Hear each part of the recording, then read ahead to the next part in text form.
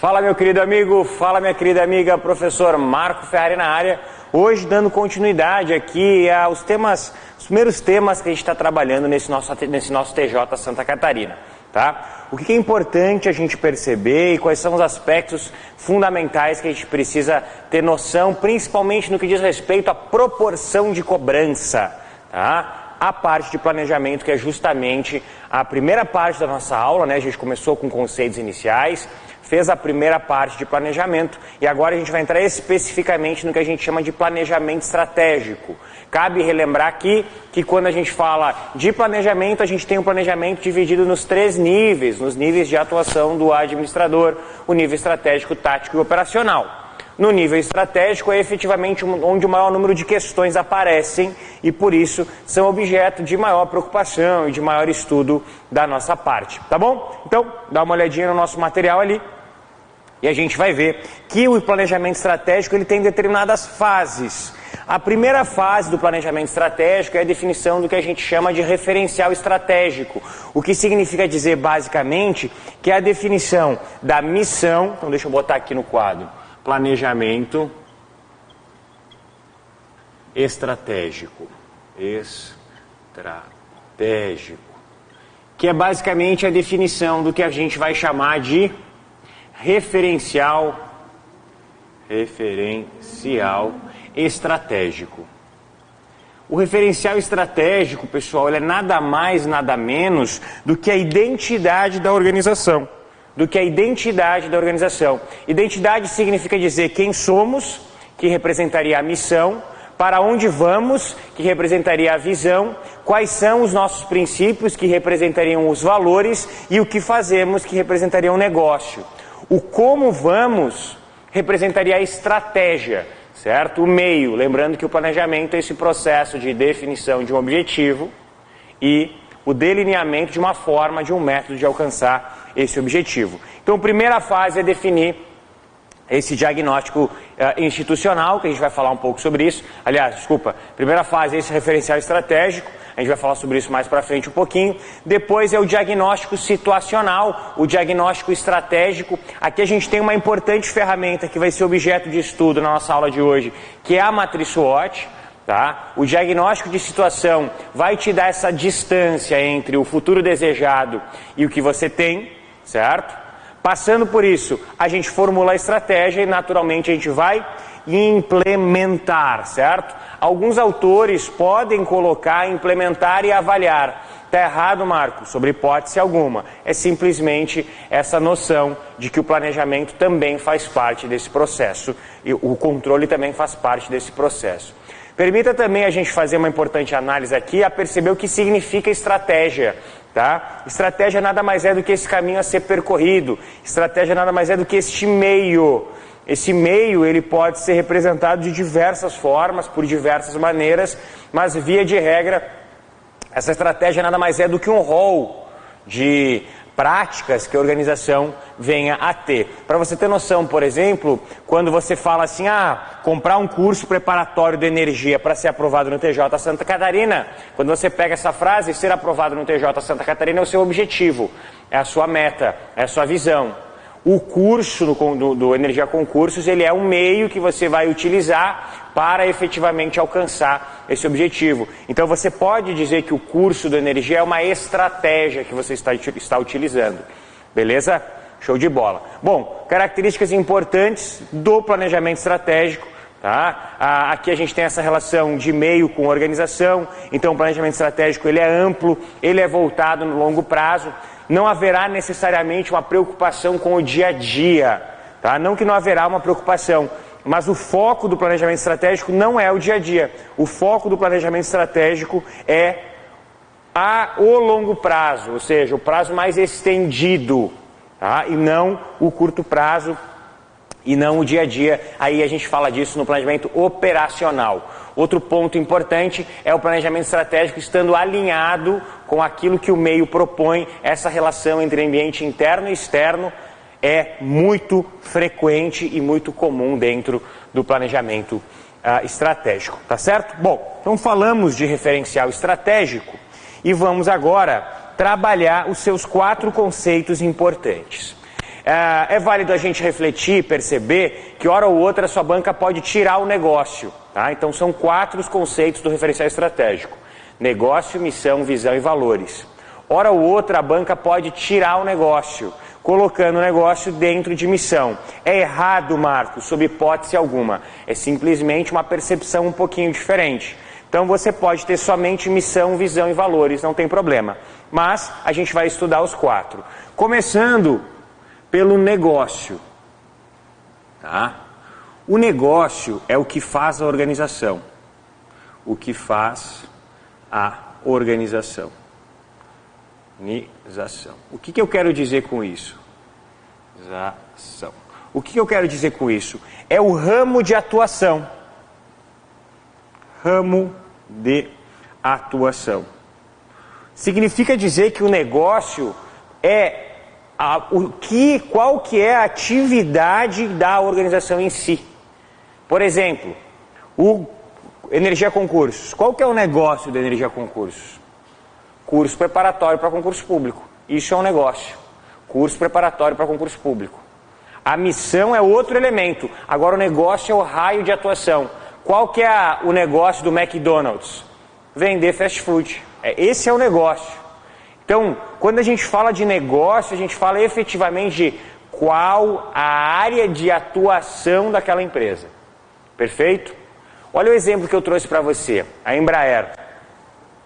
A empresa se concentra em 3 áreas de negócios e mercados: aviação comercial, aviação executiva e defesa, defesa e segurança e sistemas. Certo?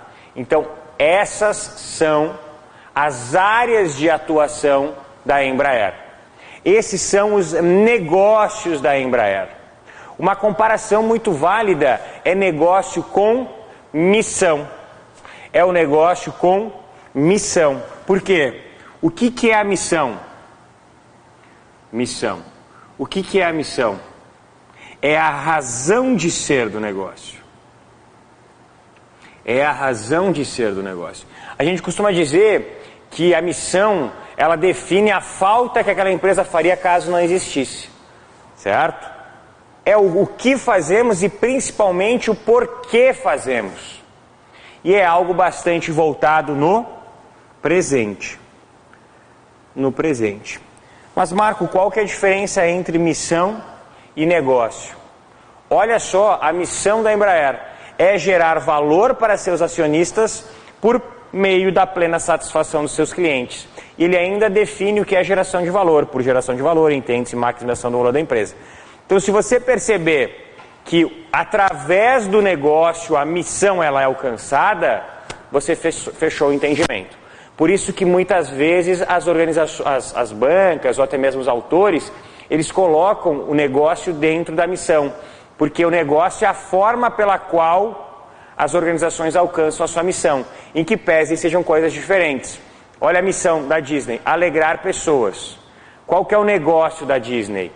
Parques temáticos, livros, entretenimento, outras áreas. Então você percebe que o negócio é o elemento mais objetivo, enquanto a missão é o elemento mais subjetivo. Né? Na missão você tem exatamente essa noção: alegrar pessoas. O como alegrar pessoas é que é efetivamente o negócio. Né? O como alcançar, por onde você alcança a sua missão, é que a gente fala de negócio aqui. Olha o negócio, a missão da Nike: viver a alegria do avanço e usar a tecnologia em benefício do público. Também. E qual que é o negócio da Nike? Tênis, roupa, camiseta. Então você percebe que o negócio, nesse caso, é a forma como a gente vive a alegria do avanço e usa a tecnologia em benefício do público. Certo? Entendido esses 2 primeiros, a gente passa para o terceiro, que é a visão. Certo? A visão. O que é a visão, pessoal? E aí é muito importante, porque as bancas adoram, sua também, confundir missão com visão. A visão é o para onde vamos. Para onde vamos. Certo? Essa é a resposta que a visão vai trazer. A visão é um elemento do futuro. não do presente. Tá? Olha a noção que a visão traz.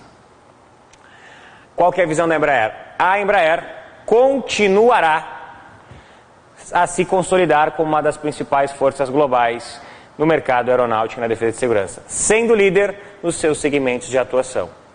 Você percebe essa noção de futuro. Olha do HSBC a visão, ser o melhor grupo financeiro do Brasil.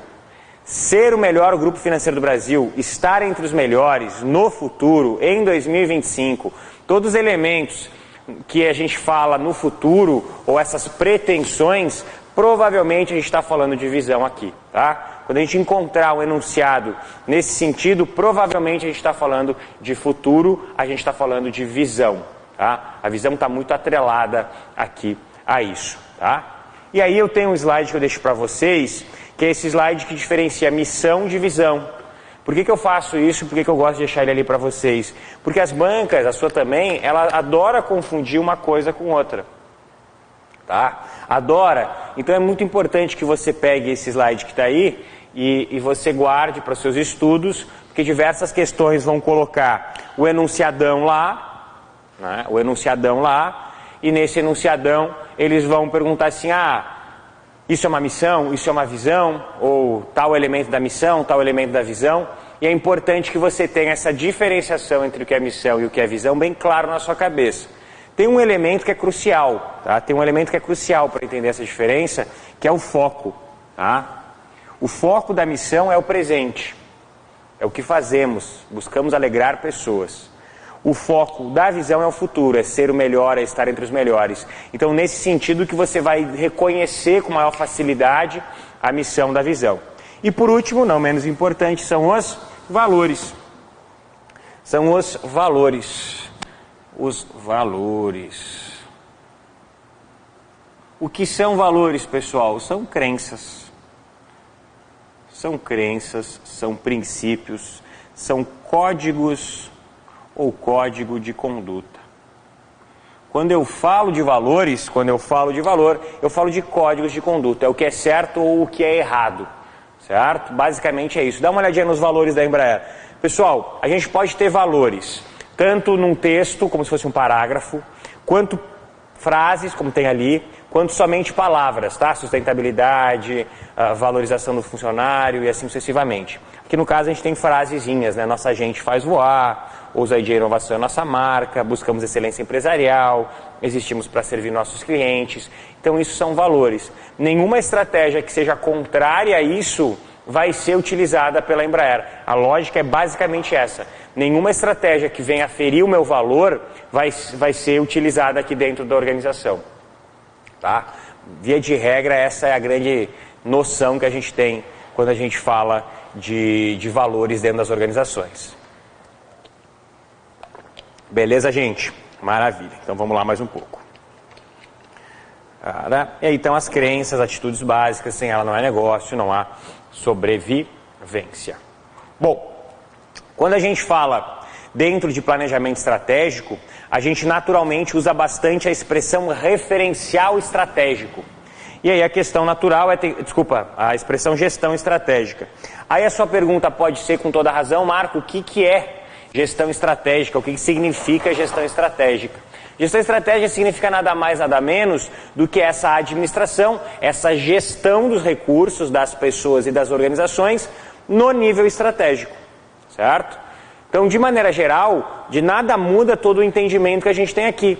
A única diferença que vai mudar e o único ponto que efetivamente vai mudar é aonde se concentra essa atividade administrativa. E no nosso caso, ele vai se concentrar no nível estratégico. Sempre lembrando e sempre trabalhando os conceitos do que o nível estratégico se propõe.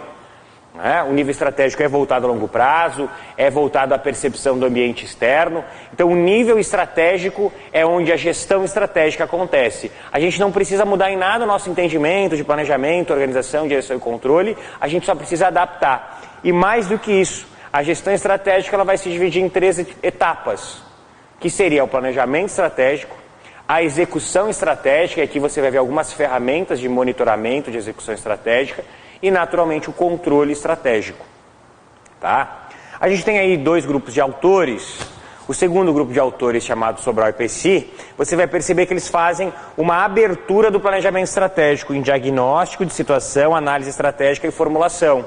Então, nada mais, nada menos, eles pegam Robinson e dividem a parte de planejamento. Então, não há uma preocupação grande aqui. O que há, efetivamente, é essa sua noção de que a gente tem que entender o planejamento, a gestão estratégica como esse gerenciamento de recursos que ocorre no nível estratégico da organização. Maravilha? Maravilha. Bom, se você quiser dormir na minha aula, se você quiser desligar o computador e cozinhar, você pode fazer isso a qualquer momento, menos agora. Agora é o momento mais importante da nossa aula de planejamento, é um dos momentos mais importantes da nossa aula de administração. Por que eu falo isso? Porque matriz SWOT, ela é recorrente. Uma pergunta que me fazem muito, Marco, como é que você escolhe quais temas você vai dar a aula? Simplesmente por uma estratégia, chamada taxa de incidência. O que é taxa de incidência? Taxa de incidência é a leitura da quantidade de questões que aquele tema já foi objeto. E, nessa análise, a matriz SWOT é, sem sombra de dúvidas, a parte que mais aparece. Por isso que é importante a gente, de maneira bastante interessante, concentrada e focada, dar uma olhadinha nessa matriz com calma. Inclusive, eu vou botar ela do lado de lá, para que a gente possa ter espaço para fazer os desenhos. Bom, quando a gente fala de matriz SWOT, a gente está falando de uma ferramenta de planejamento estratégico. Logo, por ser uma ferramenta de planejamento estratégico, a gente vai fazer o que a gente chama de diagnóstico situacional. Tá? Então, a matriz SWOT é uma ferramenta de diagnóstico situacional. Essa ferramenta de diagnóstico situacional tem como principal objetivo comparar a organização com o meio que ela vive. Lembrando que no planejamento estratégico, o principal foco da organização é efetivamente entender essa correlação da organização com o meio, correto? Essa relação da organização com o meio. Então a matriz SWOT ela vai figurar justamente nesse sentido. Assim, ela vai comparar o que é uma matriz, pessoal. Uma matriz nada mais é do que o cruzamento de duas grandezas, de duas variáveis, de duas ou mais variáveis. E aqui quais são as duas grandezas? Ambiente interno e ambiente, vou botar para cá, externo. De forma geral, você pode entender o ambiente interno como a organização e o ambiente externo como o meio que a organização está envolvido. Sociedade, o mercado, outras empresas. Certo? O ambiente interno, ele é o que é o ambiente interno? É tudo aquilo que a organização, que faz alguma espécie que influencia na organização, certo? Então, que tem influência na organização, influencia, e a organização tem controle. Tem controle. Então, são elementos que influenciam no negócio da organização e a organização tem controle. O ambiente externo, por sua vez, é tudo aquilo que também tem influência na organização, porém, a organização não tem controle. Certo? A organização não tem controle. Então, a grande diferença entre ambiente interno e externo é que do ambiente interno eu tenho controle e do ambiente externo eu não tenho. No ambiente interno, a gente vai ter forças ou pontos fortes e fraquezas ou pontos fracos. No ambiente externo, a gente vai ter ameaças ou oportunidades.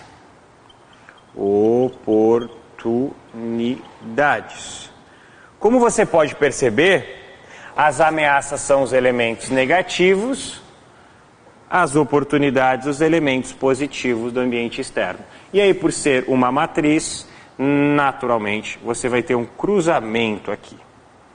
Tá? Uma matriz ela é representada justamente por esse cruzamento. Certo? Então está aqui o nosso cruzamento. É importante você lembrar dos quadrantes de fora, mas o que mais aparece na nossa prova, na realidade são dois tipos de questão, digamos assim. As questões relacionadas a o que é uma força, o que é uma oportunidade, o que é uma fraqueza, a gente vai estudar isso.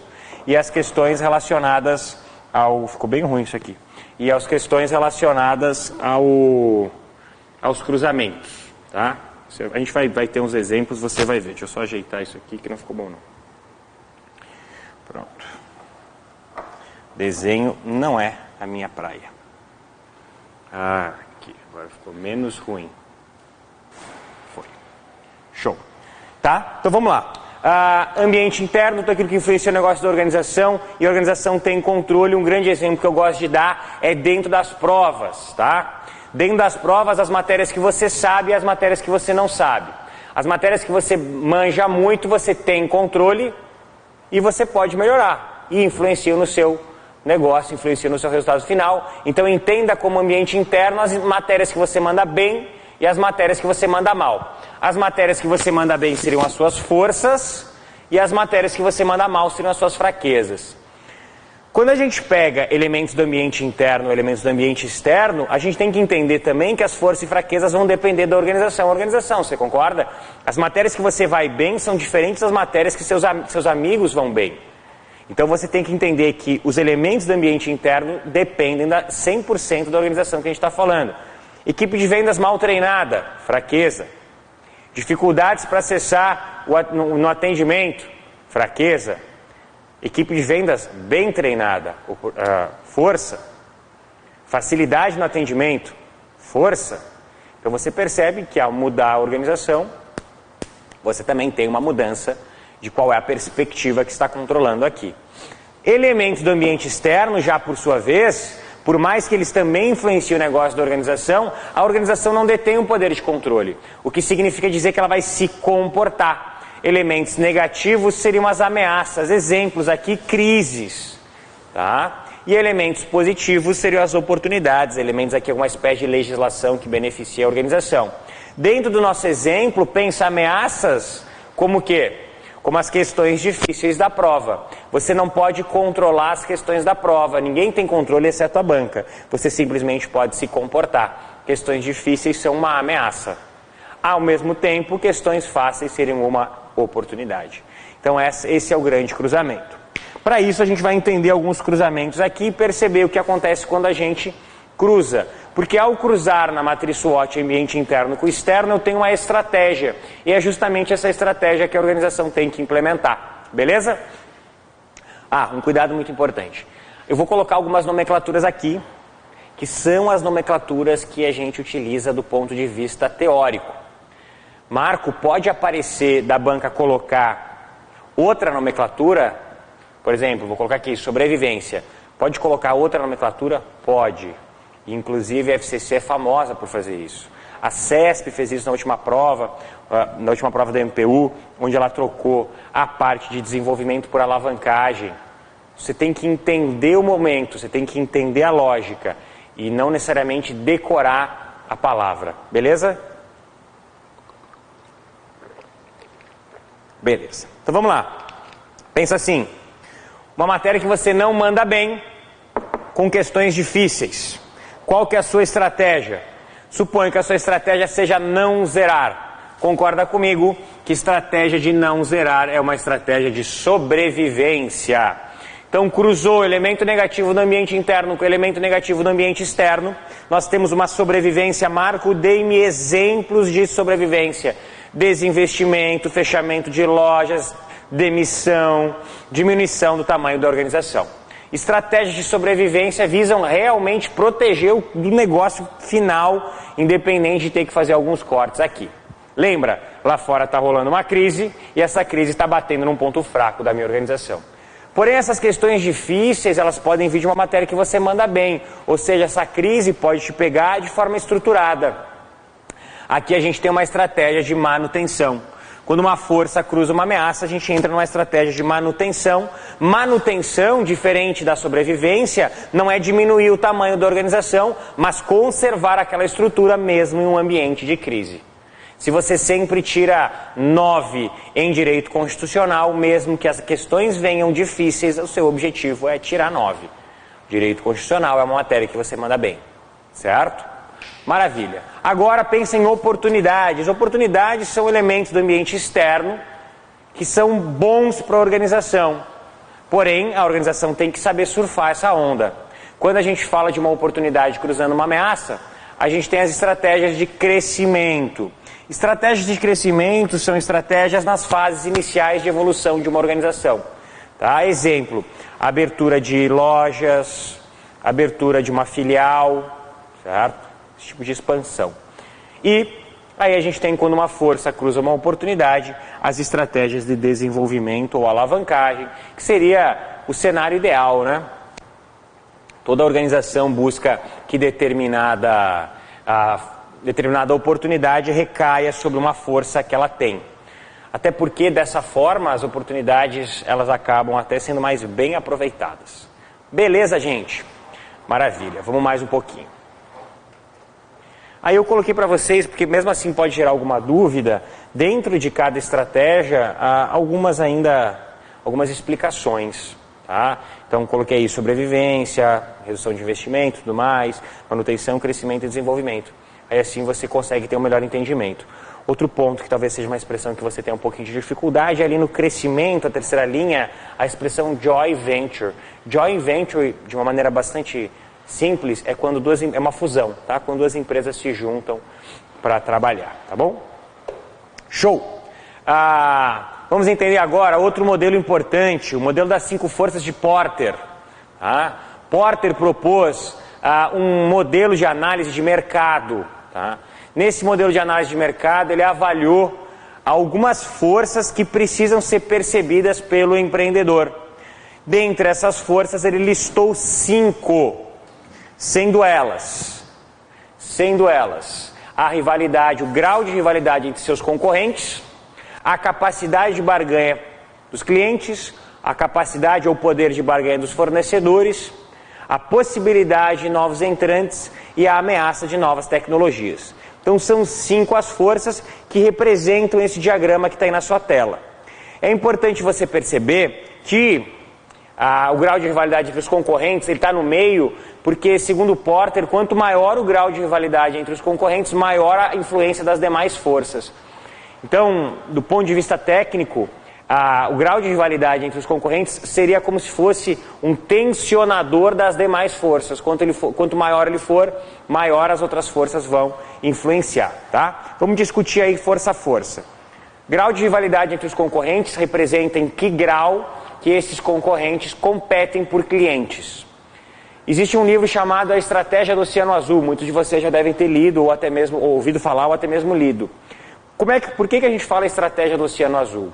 Pense o mercado como um oceano, pense os clientes como peixes e pense as empresas como tubarões.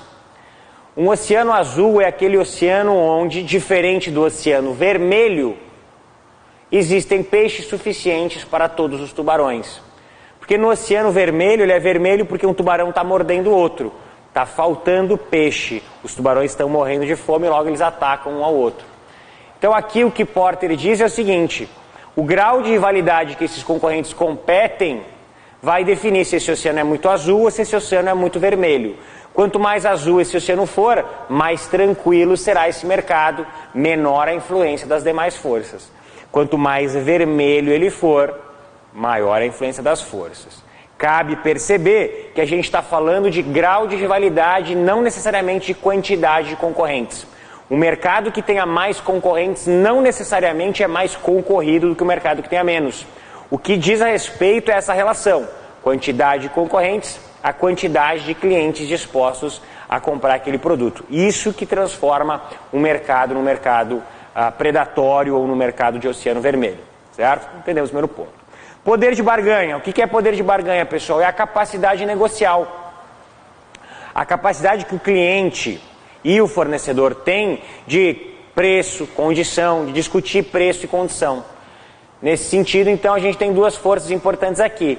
O poder de barganha dos seus clientes, com que capacidade os seus clientes negociam preços e condições com você. O poder de barganha dos seus fornecedores, em que capacidade, em que medida os seus fornecedores negociam preços e condições com você. Quanto maior for o poder de barganha de um, de outro ou dos dois, mais complicado se torna aquele mercado. E depois a gente também entra em outras duas forças importantes, que seriam a ameaça de novos entrantes e a ameaça de novos produtos que venham a substituir o atual. Ameaça de novos entrantes significa dizer qual a facilidade que novas organizações têm de entrar nesse mercado. Aqui existe uma expressão que vale a pena você anotar, que chama barreira de entrada. Tá? O que é uma barreira de entrada de um mercado? O que eu preciso para fazer aquilo? Tá? Alguns mercados têm altíssimas barreiras de entrada. Vamos dar um exemplo, posto de gasolina. Posto de gasolina tem altíssimas barreiras de entrada. O capital que precisa ser investido, as liberações que você precisa, o terreno que você precisa, os estudos técnicos que você precisa bancar, além de ter que construir o posto e ter capital para comprar o combustível. Então você percebe que existem diversas barreiras de entrada que dificultam que uma pessoa saia do zero e entre no mercado de postos de gasolina, certo? Exemplos de barreira de entrada são alguma espécie de autorização, capital de investimento, alguma espécie de certificação que você precisa, certo? Uma faculdade que você precisa fazer. Todos esses elementos estão relacionados a barreiras de entrada. E a ameaça de que novas tecnologias venham a substituir a atual, a gente já sabe muito bem, né? Que significaria dizer com que possibilidade que o que a gente faz hoje pode ser alterado por uma nova tecnologia. Vou dar o exemplo, o transporte público, o Uber, né? Ou os aplicativos. Os aplicativos de transporte público foram uma nova forma que acabou prejudicando, não, né? Mas competindo com o atual modelo. Beleza, gente? Então, basicamente, esses são os 5 modelos de Porter. Outra ferramenta importante que aparece no seu edital e que a gente vai olhar é as estratégias genéricas de Porter. Nosso querido Porter também definiu algumas estratégias genéricas que ele disse que toda organização deve buscar atuar. As estratégias genéricas, elas se dividem em 2 grandes grupos. Estratégias voltadas a todo o mercado e estratégias voltadas somente a um segmento desse mercado. As estratégias voltadas a todo o mercado são estratégias de diferenciação ou liderança em custos. Estratégias de diferenciação buscam aumentar o valor agregado ou o valor percebido do produto. Exemplo de empresas que fazem isso, Apple. Existem diversos smartphones, mas somente um é o iPhone. Por que a gente fala isso? Porque a Apple investe de forma criativa e de forma pesada num marketing para que você possa ter uma percepção de que aquele produto é realmente diferente dos demais. Aí nasce a estratégia de diferenciação, certo? A estratégia de liderança em custos, ela já é oposta à estratégia de diferenciação. Se na estratégia de diferenciação eu estou buscando uma maior preocupação com o valor da minha marca, aqui eu já estou buscando uma diminuição no custo. Por quê? Quanto mais baixo for o meu custo, eu consigo conservar o meu preço, maior é a minha margem de lucro.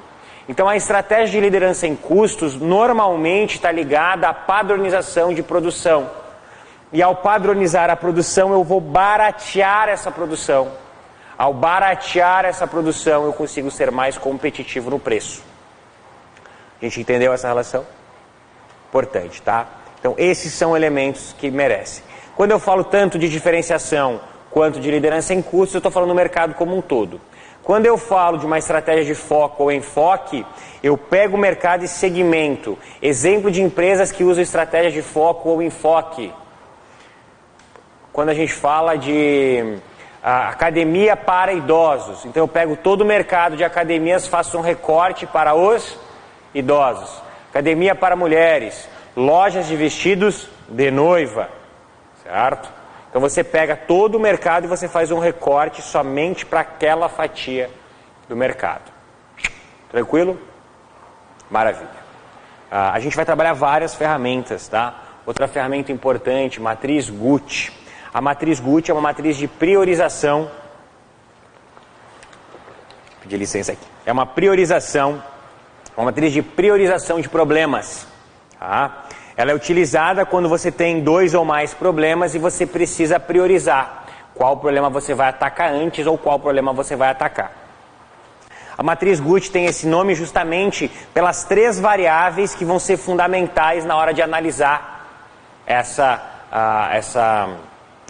problemática, que é G de gravidade, U de urgência e T de tendência de piora. Então você vai pegar os seus problemas e vai colocar ele numa matriz. Nessa matriz você vai dar uma pontuação de 1 a 5 através dessas 3 perspectivas. O quão grave é esse problema? Ou seja, o quanto ele afeta os resultados da organização. Quanto mais próximo de 5, mais ele vai afetar. Quanto mais próximo de 1, menos ele vai afetar. 2. Qual vai ser a urgência desse problema? Esse problema está acontecendo, vai começar a acontecer amanhã ou vai demorar a acontecer? E 3. Qual que é a tendência de piora? Esse problema vai se agravar e em que velocidade? Quanto mais próximo de 5, mais rápido esse problema vai se agravar. E aí você vai multiplicar, no exemplo ali eu somei, mas o mais comum é a multiplicação entre gravidade, urgência e tendência. Lembrando aqui que o problema que deve ser priorizado, preste bastante atenção nisso, o problema que deve ser priorizado é o problema que representará o maior produto e não o problema que for mais grave ou mais urgente ou que tiver maior tendência de piora. Ao multiplicar esses 3 elementos, você vai perceber qual é o produto dessa multiplicação. Vai ser o problema que tiver maior produto, o problema que vai ser objeto de avaliação e de priorização. Beleza? Tranquilo por aqui? Tranquilo. Matriz BCG, minha gente. Essa é uma matriz um pouquinho complicada de trabalhar, tá? Vou fazer algumas avaliações, algumas análises. No seu material também ela está ali para te ajudar. O que você tem que entender da matriz BCG? Tá? É mais importante você entender os elementos de fora da matriz do que efetivamente de dentro, porque de dentro não é difícil. Olha lá, eu vou colocar no quadro, que eu acho que vai facilitar mais para vocês a explicação, para não ficar tão subjetivo. As demais matrizes são mais tranquilas, mas a matriz BCG ela exige da gente um pouquinho mais de interpretação, até para a gente entender o que é participação de mercado e tudo mais. Bom, a matriz BCG tem esse nome porque é do Boston Consulting Group, foi pensada por eles, e vai cruzar 2 variáveis importantes. Matriz BCG. A primeira variável, vou colocar na ordem aqui para vocês, significa dizer participação de mercado,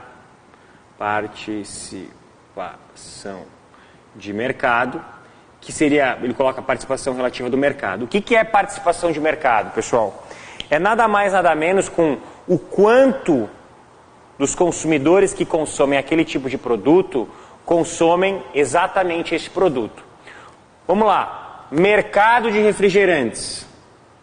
Mercado de refrigerante. Pensa no mercado de refrigerante como um gráfico de pizza. Aí você vai ter o quanto da participação da Coca-Cola, o quanto da participação da Pepsi, o quanto da participação disso, o quanto da participação daquilo. Tá?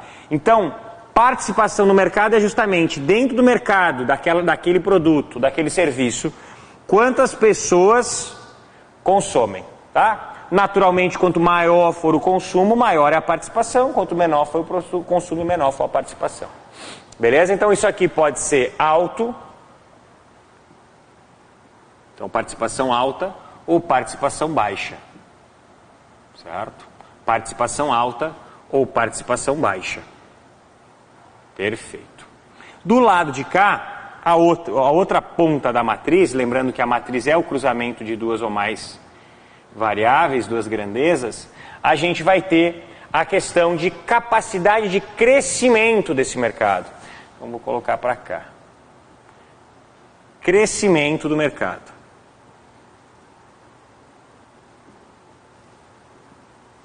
Mercado. O que significa dizer, ele colocou o alto em cima só para ficar bem certinho. Alto ou baixo.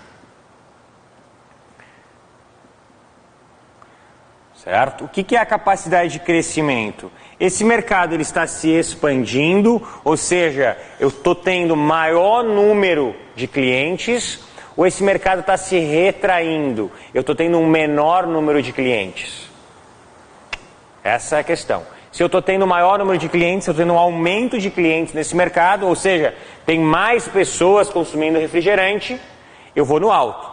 Se eu tenho poucas pessoas ou tem ou já até mesmo existem mercados que estão desaparecendo, eu falo de um mercado em baixo, tá? E aí eu tenho os cruzamentos. Esses cruzamentos, esses nomes, representam nomenclaturas dos produtos dentro da organização. Então, o produto se chama um produto estrela justamente porque ele tem uma alta participação no mercado em crescimento, certo? Então vamos lá, vamos começar pelo produto estrela, tá? O produto estrela, ele é aquele produto que, olha só, ele tem uma alta participação de um mercado, muitas vezes ele é líder de um mercado que está em expansão. Então esse aqui é o principal objetivo de uma organização. Uma organização tem como principal objetivo gerar produtos e serviços que sejam líderes de seu mercado e ainda que esses mercados sejam mercados em crescimento. Então por isso que é a estrela, ele é justamente o melhor produto que tem dentro da organização. Pensa agora um produto que também está dentro do mercado, que está crescendo, porém ele não tem uma participação tão grande. A gente chama isso de questionamento, ou aquele colocou em questionamento. Por quê? Porque a intenção desse produto aqui, a estratégia que a gente vai usar para esse produto em questionamento, é justamente de alguma forma mover ele para ele se tornar uma estrela. Porque o mercado tá bom. O mercado onde ele está é bom.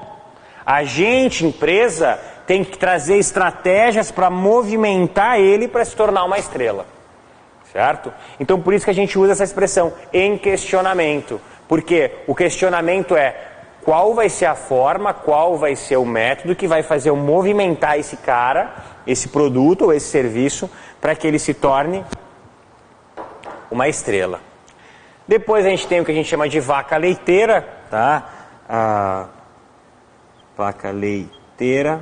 Por que a gente chama de vaca leiteira, pessoal? Porque é aquele tipo de produto que ele tem uma participação alta, mas é num mercado que não está crescendo, então é aquele produto que vende bem, mas a gente sabe que é um mercado que uma hora ou outra vai ser escasso, ou o mercado vai acabar, mas ainda está lá, ainda está gerando resultados para a empresa, ainda gera bons lucros, então não precisa se preocupar.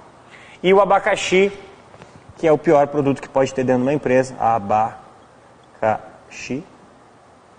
porque é o produto que tem baixa participação de um mercado que daqui a pouco vai desaparecer.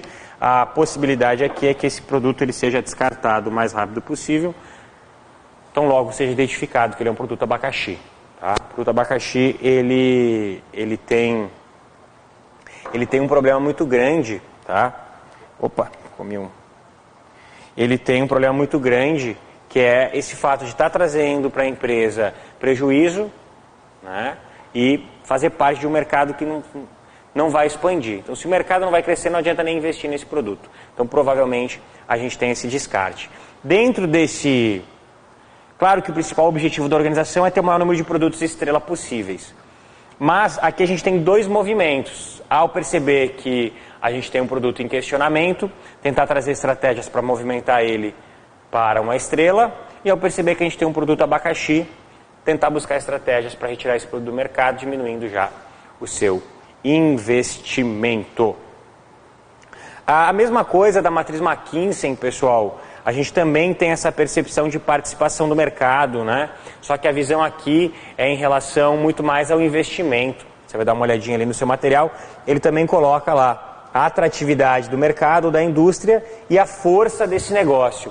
A atratividade do mercado e da indústria você pode entender um pouquinho como o crescimento do mercado e a força do negócio com participação de mercado. E aí ele vai dizer, quanto maior foram as duas juntas, né, o mercado crescendo e essa unidade de negócio, lembra de unidade de negócio como um serviço ou um produto, maior deve ser o seu investimento, aí você vai lá para aquela área mais esverdeada, e quanto menor forem as duas variáveis, você vai para a área mais avermelhada. Então esse movimento aí também representa. A matriz McKinsey para a matriz BCG, a matriz McKinsey ela é um pouquinho mais complexa só do ponto de vista, e ela avalia mais na questão de investimento do que de avaliação de produto.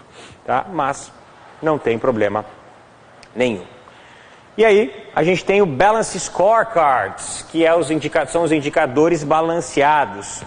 Norton e Kaplan perceberam, no início da década de 90, que a maioria das ferramentas de monitoramento estratégico e controle estratégico estavam relacionadas às questões financeiras. E a partir daí, fez-se uma leitura de que sim, os indicadores financeiros são importantes, mas há necessidade de se priorizar outros indicadores. E foi aí que Norton e Kaplan propuseram esse Balance Scorecards, que numa tradução grosseira representaria os indicadores balanceados, basicamente nessa linha. Tá? Que indicadores são esses? Então, o primeiro indicador que a gente tem, e só para a gente entender, né? Esses indicadores estão voltados à visão e à estratégia da organização. Então, quanto mais esses indicadores evoluírem, mais a organização está alcançando a sua visão, está atendendo a sua estratégia. Tá? Só para a gente entender onde é que entra a visão estratégica aqui. E quais são esses indicadores, então? Primeiro, os indicadores, não que tenha ordem, né? Mas os indicadores financeiros fazem parte do Balance Scorecards. É importante que você tenha essa noção, porque não raras vezes a banca faz o que com você? A banca conta essa historinha de que Norton e Kaplan estavam vendo que as organizações davam excessivo valor aos indicadores financeiros e falam para você, logo o Balance Scorecards não traz indicadores financeiros, o que é uma bela de uma mentira. Tá? Então sim, os Balance Scorecards traz os indicadores financeiros e esses indicadores financeiros aparecem, taxa de retorno, lucratividade e elementos afins. Porém não são só eles. Tá? Depois a gente tem, por exemplo, os processos internos de negócio. Quais são as atividades que a nossa empresa precisa desenvolver, quais são os processos que a nossa empresa precisa desenvolver para que ela possa alcançar melhores resultados ou para que ela possa alcançar os resultados pretendidos. Beleza? Depois, aprendizado e crescimento, como a educação corporativa e o que devemos treinar e desenvolver dentro da nossa organização.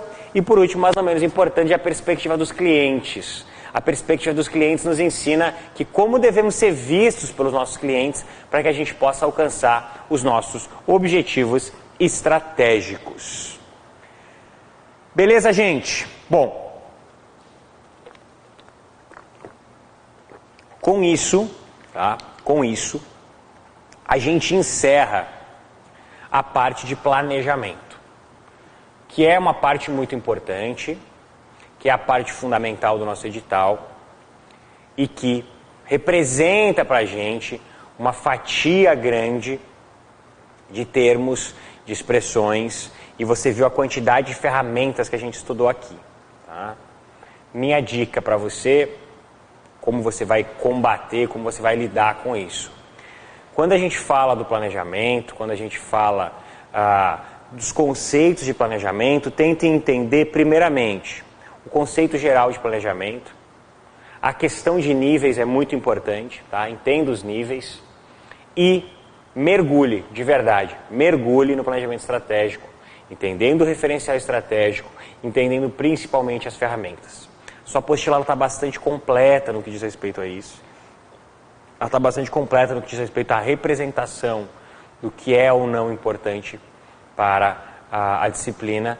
Tá? Então, o que eu peço para você é que você justamente tenha esse cuidado e tenha esse carinho para que você não escorregue em questões que a gente sabe que vai aparecer e que são importantes para o seu resultado. Dando continuidade aqui, tá? As aulas eu estou blocando elas por conteúdo, tá? Mais do que por tempo ou por módulo, seja o que for, justamente para que a gente possa colocar a administração nessas gavetinhas aí, como eu sempre gosto de falar, porque quanto mais você dividir a administração, ou qualquer disciplina, é que eu falo da administração porque é minha, né? Mais fácil é você entender bom, eu não entendo nada de administração, espera um pouco, você não entende nada do que de administração?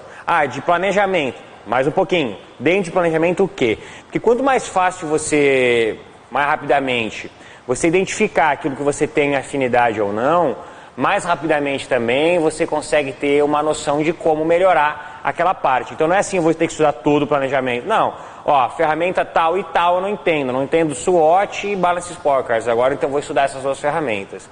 Então eu busquei aqui, eu e Energia, lógico, a gente trabalhou muito mais essa sensação e essa vontade de você conseguir, de certa forma, identificar. Então, quais são as partes da matéria. Então, o meu foco aqui foi dividir a disciplina muito mais em uma maneira, né, pontual, por temas dentro da administração, do que necessariamente falar a disciplina como tocar a ficha uma aula inteira e acabar blocando o tema pela metade e tudo mais, isso acaba não sendo agradável. Então, a gente teve o bloco de conceitos iniciais, o bloco de planejamento, o bloco de planejamento estratégico, porque é realmente importante que você veja e reveja aquela aula diversas vezes, e agora a gente vai entrar no bloco de organização, beleza?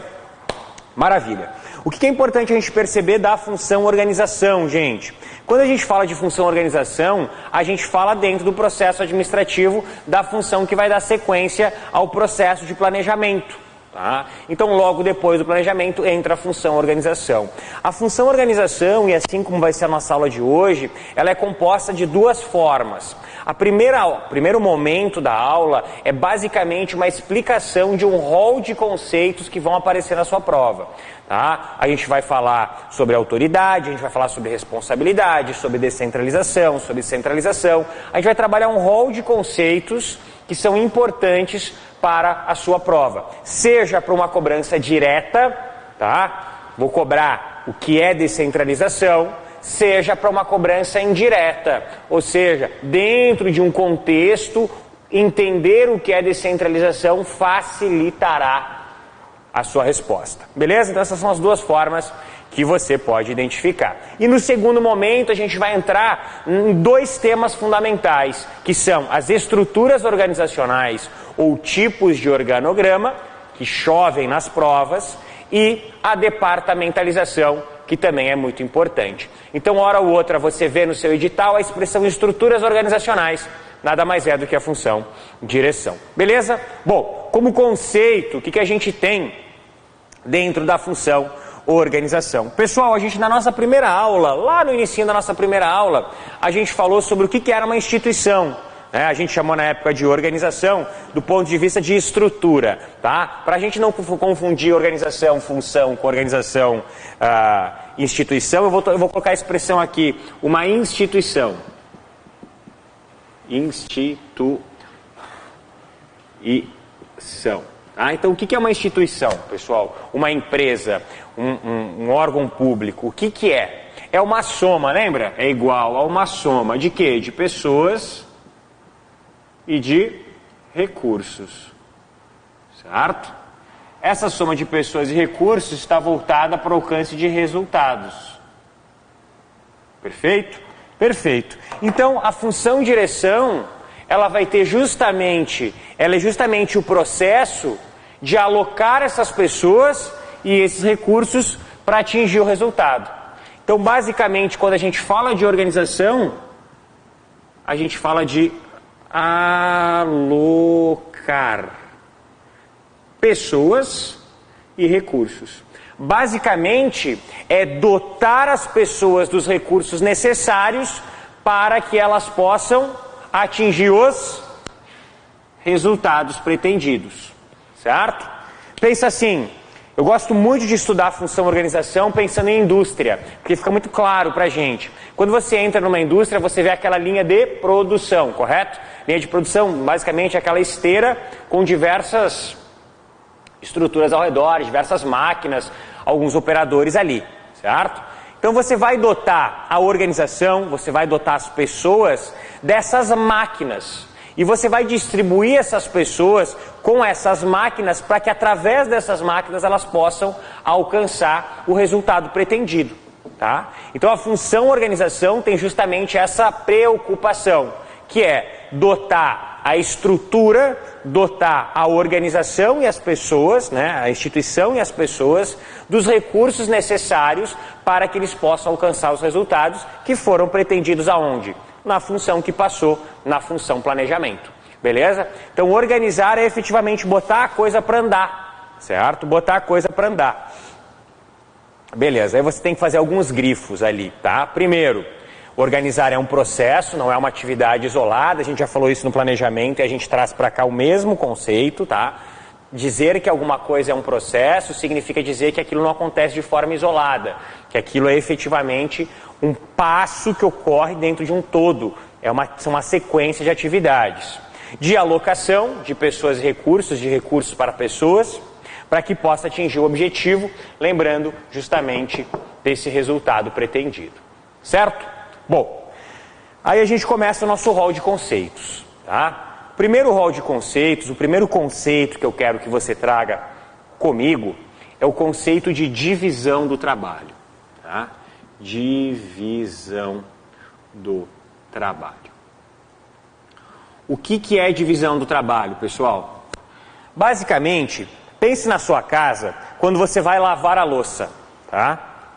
Lavar a louça requer basicamente 3 atividades, certo? Lavar, secar e guardar, certo? Guardar.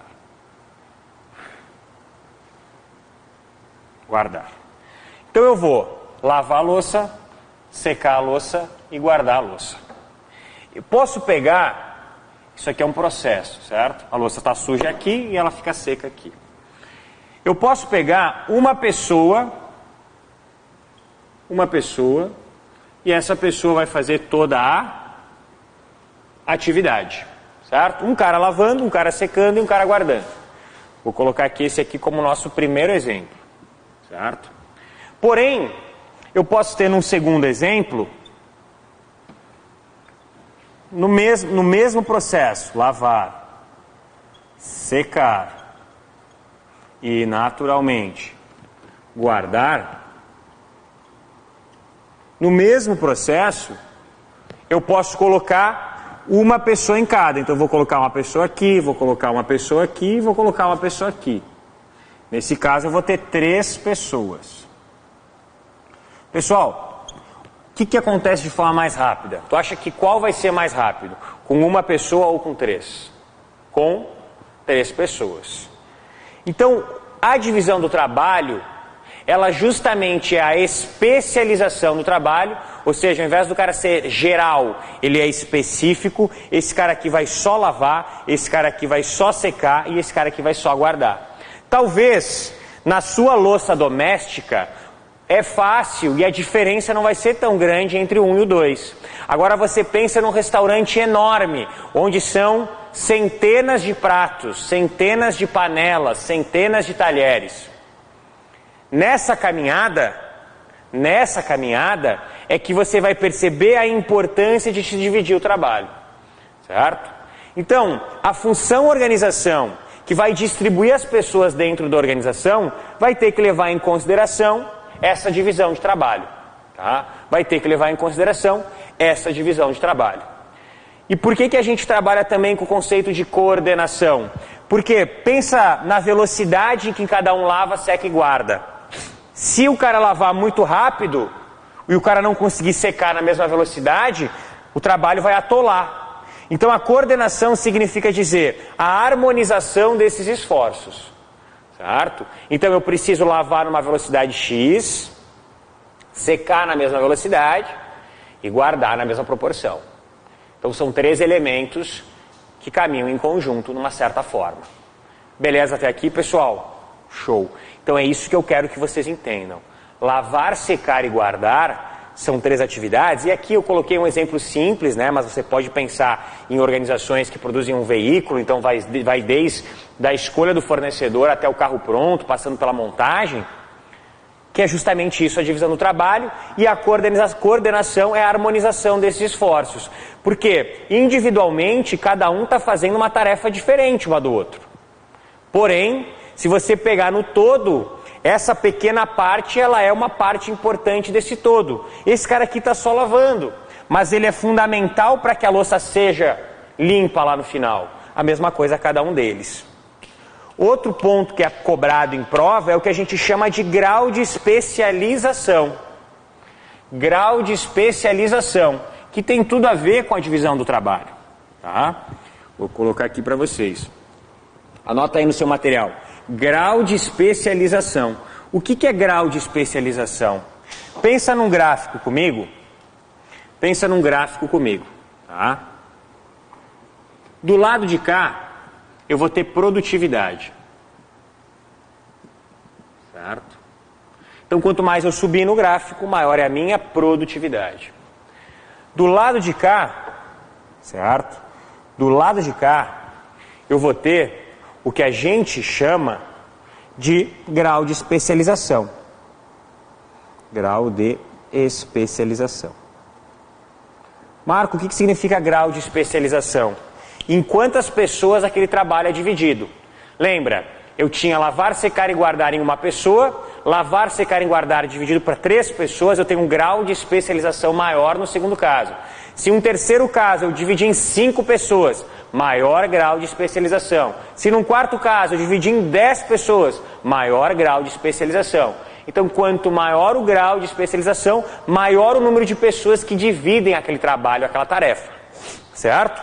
Então, vamos supor que eu tenho o grau de especialização 1, 2, 3, 4, 5, 6 e 7. Opa, 7 aqui. 7. E aí, a gente perceba que quando a gente coloca 1, 2, 3, 4, 5, 6, 7, aqui. Aqui a gente tem um nível de produtividade adequado. Então, 4 pessoas fazendo é o nível de produtividade adequado. Aqui você vai ter um nível de produtividade adequado.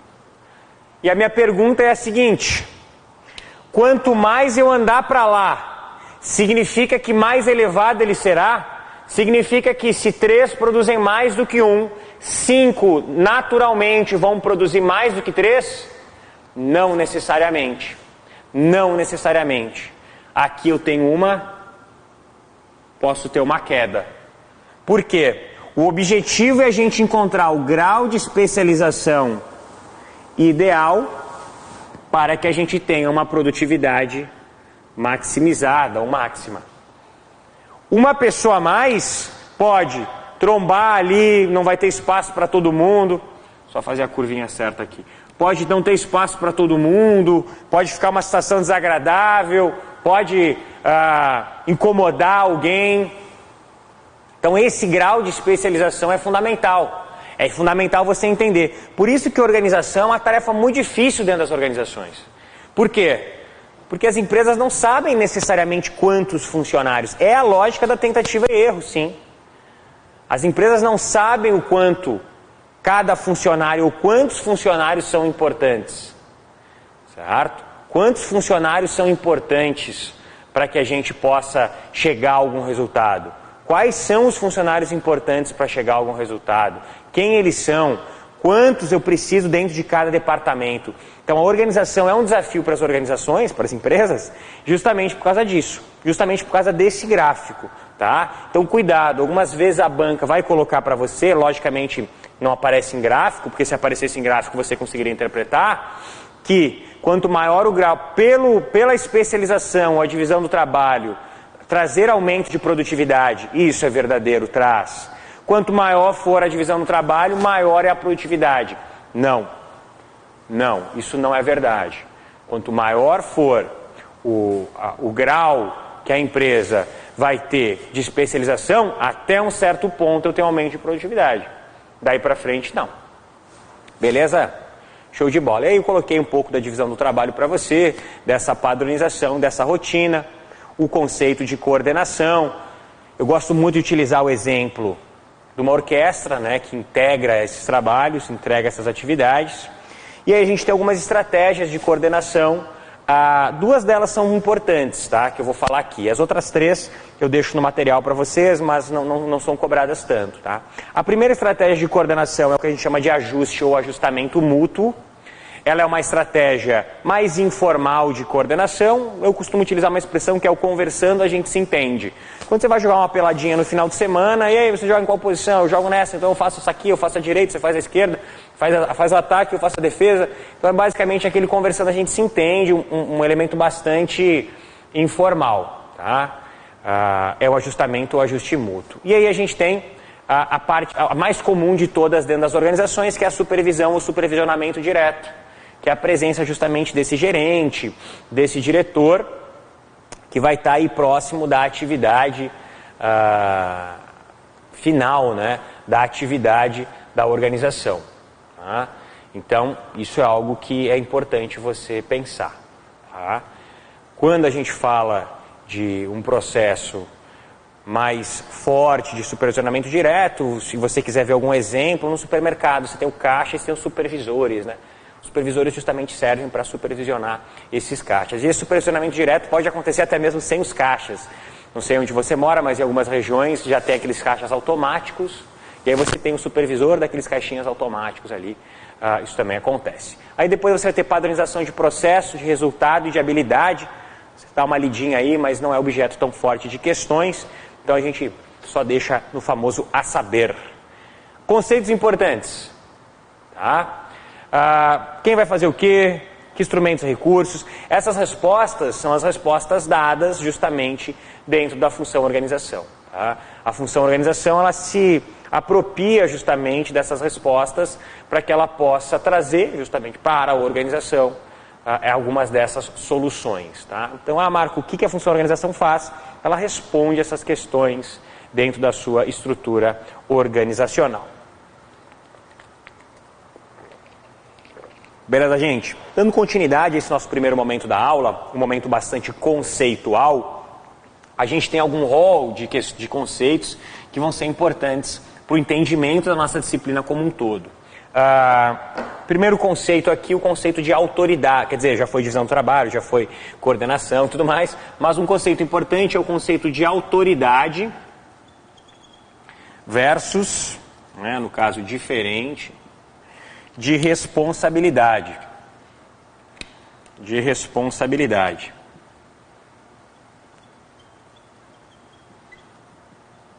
Quando eu falo de autoridade, eu estou falando de um direito.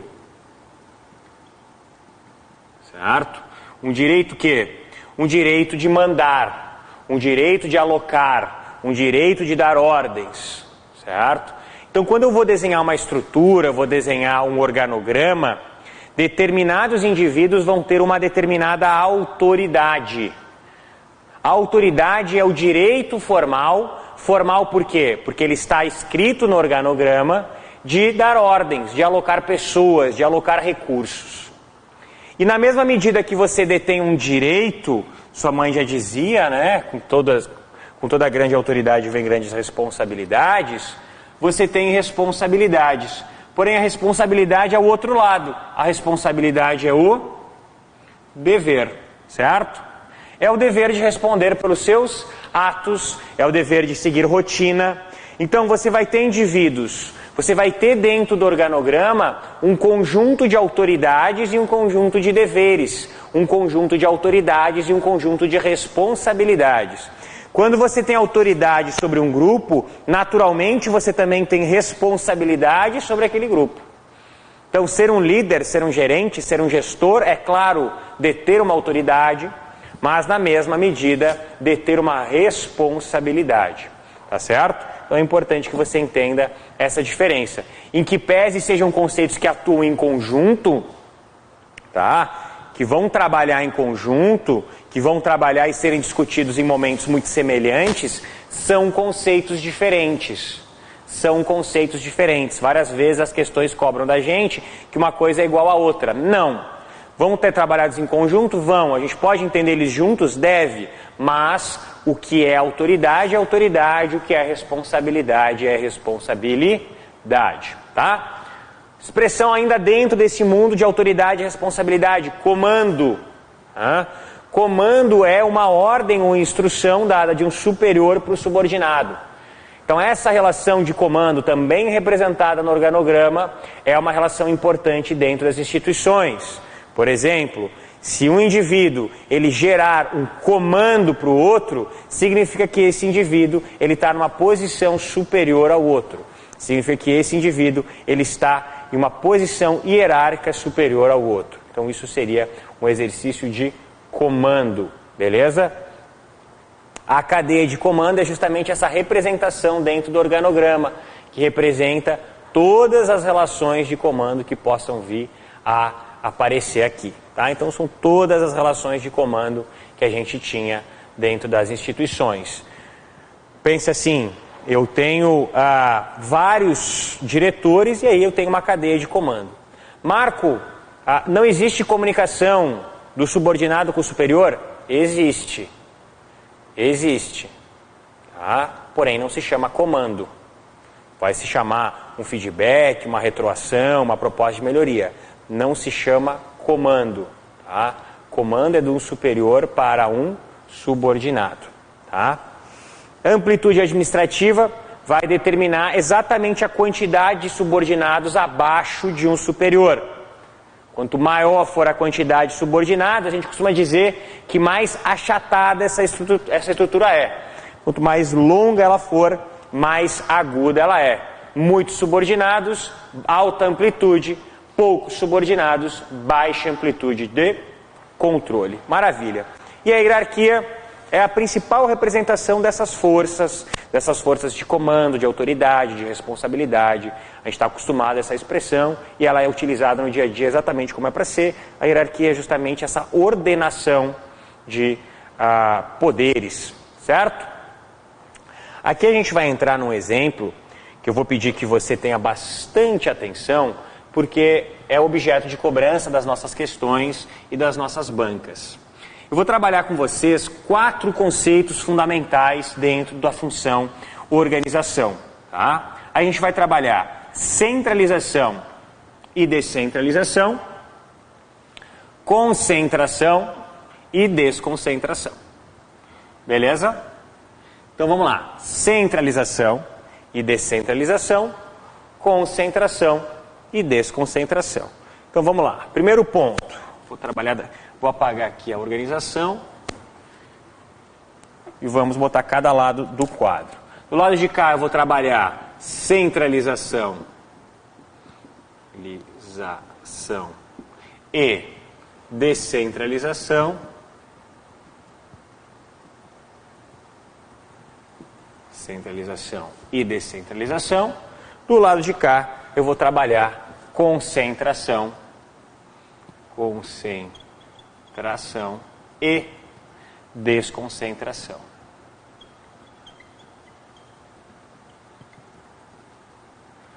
Perfeito? Perfeito. Pense o seguinte, para que a gente possa trabalhar isso, a gente tem que ter o quê? Exemplos. Então eu vou desenhar para você 4 estruturas organizacionais.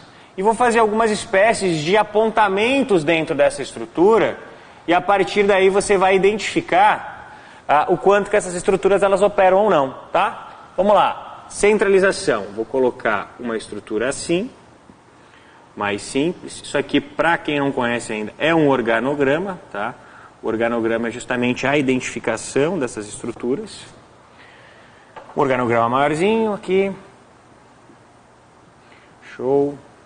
Vou aumentar ele um pouquinho, para que você possa perceber exatamente a diferença que eu quero que você perceba.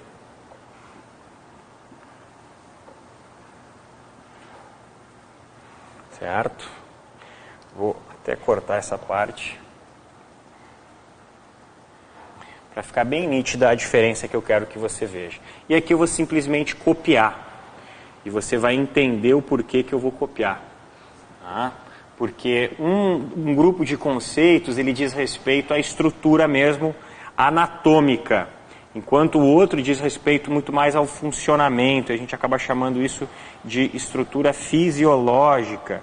Você vai ver essa diferença agora comigo. Vamos lá. Bom, são 2 grupos de conceitos que trabalham de forma conjunta, mas dizem respeito a coisas diferentes. Tá? Centralização e descentralização, anote aqui comigo, estão representando posição do poder ou da autoridade. Tá? Quanto mais próximo do topo, mais centralizado. Então, poder no topo é centralização. Quanto mais distribuído, quanto mais próximo da base,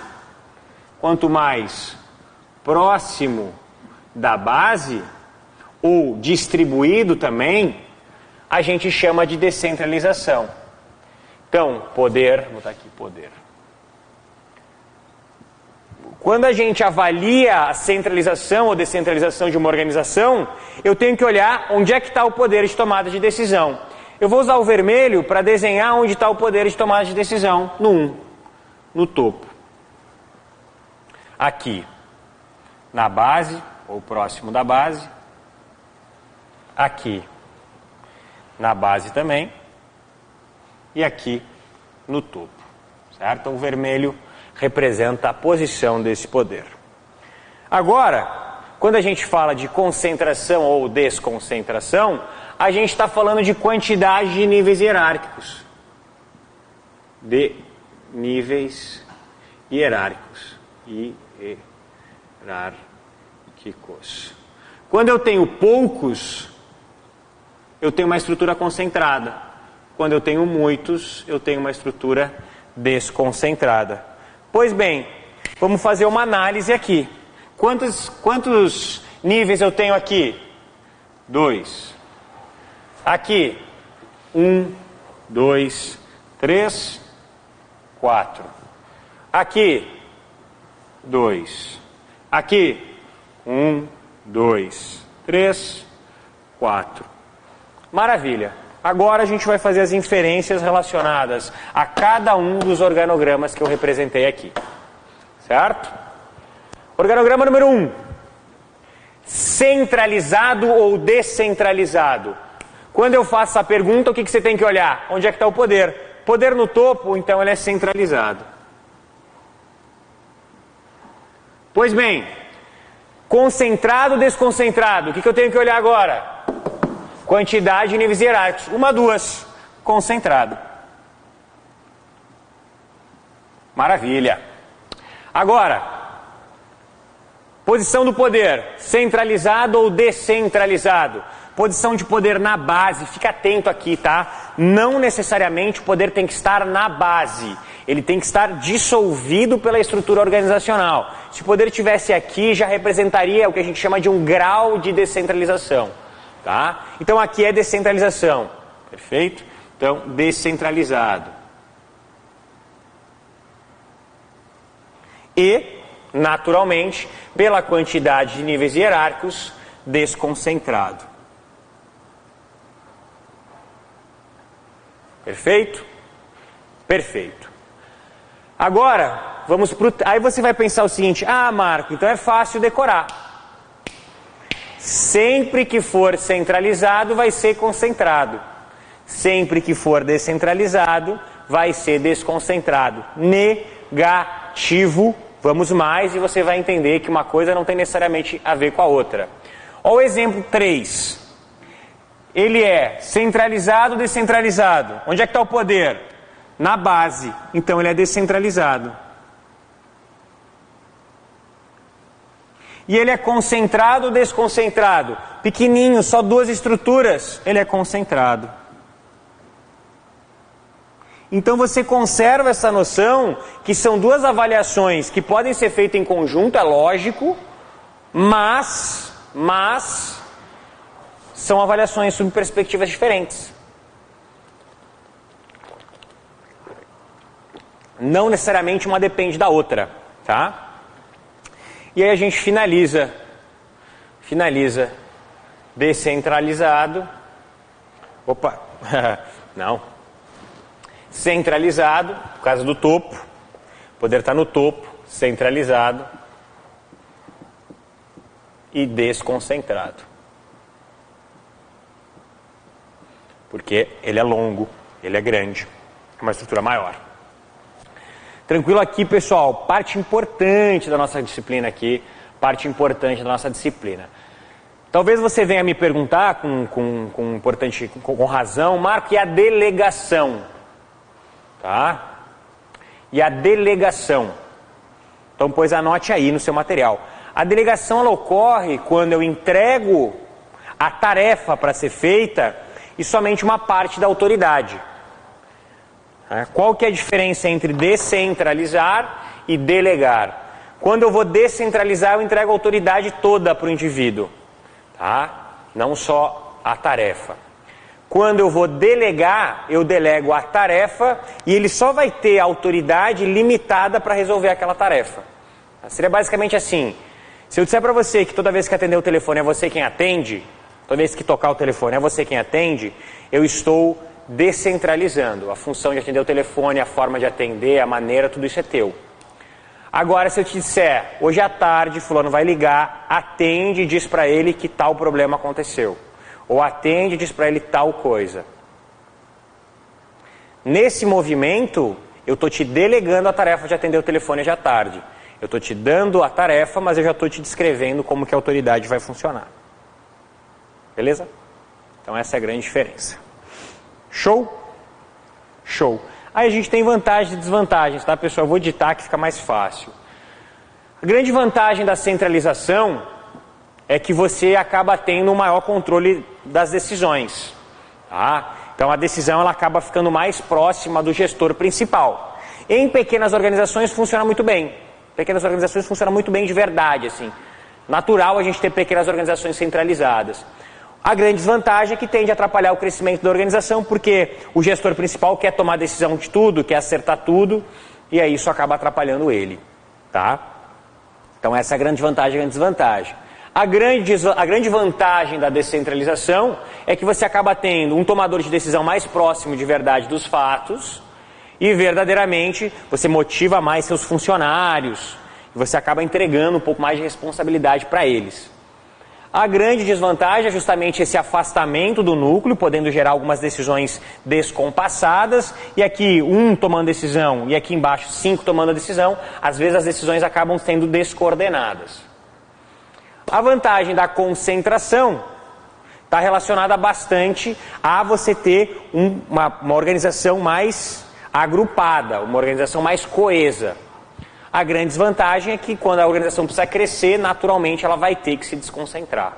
E a vantagem da desconcentração é justamente esse alargamento da instituição, esse aumento da estrutura, mas normalmente refletem em estruturas mais caras de manter. Beleza, gente? Show! Bom, a primeira parte da aula ela se finalizou. Tá? O bloco de conceitos, que era o grande objeto desse nosso primeiro momento, foi feito. Agora, o que a gente vai trabalhar é justamente os tipos de estruturas organizacionais. A sua pergunta deve ser, Marco, o que é importante eu saber? É importante você saber a estrutura, vou trazer algumas para o quadro, você vai ter todos os desenhos no material, e as vantagens e desvantagens de cada uma delas. Tá? Então você tem que entender o jeitão da estrutura, é lógico, pode aparecer na sua prova a questão mais simples de todas, coloca a estrutura e pergunta para você como chama essa estrutura organizacional. E você, além disso, tem que levar em consideração, não pode esquecer, as vantagens e desvantagens. Tá? São diversos tipos de estrutura organizacional.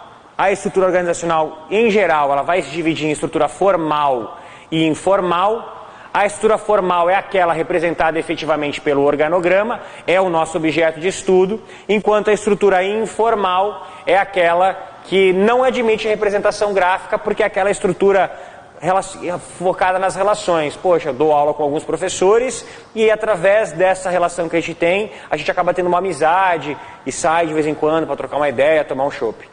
Então essa é a estrutura informal. A estrutura informal ela não é representada pelo organograma. Então o nosso foco sempre vai ser a estrutura formal. Tá? Aqui admite uma representação gráfica. E dentro da estrutura formal você vai ter a divisão de trabalho, os cargos, quem faz o quê, supervisão, canal de comunicação, nível hierárquico, subdivisões.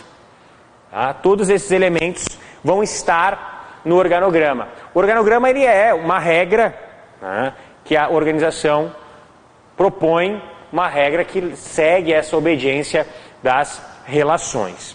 A sua pergunta deve ser, Marco, o que é um organograma? Nada mais é do que um gráfico que representa os órgãos e as unidades de uma determinada empresa, e nessa representação também representará algumas relações hierárquicas. Essas relações hierárquicas de autoridade, subordinação, coordenação, vinculação e serviço. Tá? Quando você olhar para um organograma, no fundo, você está olhando para a estrutura da organização. Se você quer fazer um exercício prático, entra no site de uma empresa que você gosta e vai lá no Quem Somos. Muitas vezes está lá a nossa estrutura ou o nosso organograma, beleza?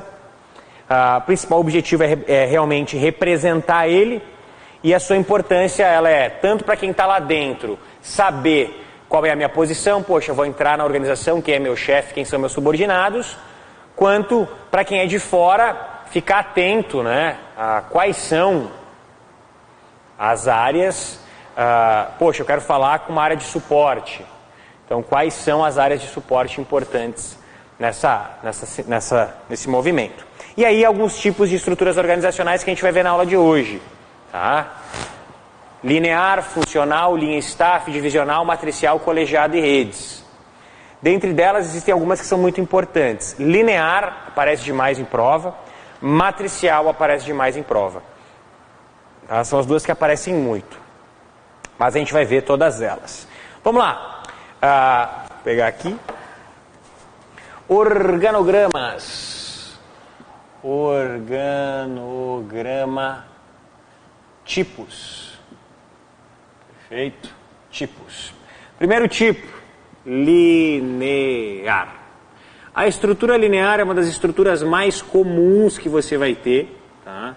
Uma estrutura presente na maioria das organizações, lembrando que uma organização pode combinar diversos tipos de estrutura organizacional. Tá? Uma organização pode combinar diversos tipos de estrutura organizacional. Ele é representado por algumas características interessantes. A principal característica deles é esse formato piramidal, certo? Essa obediência ao degrau de hierarquia. Então você tem essa comunicação, né, que vai acontecendo em fatias, o topo comenta para o meio, o meio comenta para a base, o meio comenta com a base, a base comenta com o topo, com o meio e o meio comenta com o topo. Então você vai fazendo isso. Se esse aqui precisar se comunicar com esse aqui, ele precisa caminhar toda essa lógica para chegar até aqui. Então existe essa obediência à estrutura. Em organizações menores funciona muito bem, maravilhoso, não tem nenhum problema. Em organizações maiores, novamente, né, acaba atrapalhando um pouco o crescimento da organização. A grande vantagem aqui é justamente essa capacidade que a estrutura tem de... tá ali as vantagens e desvantagens.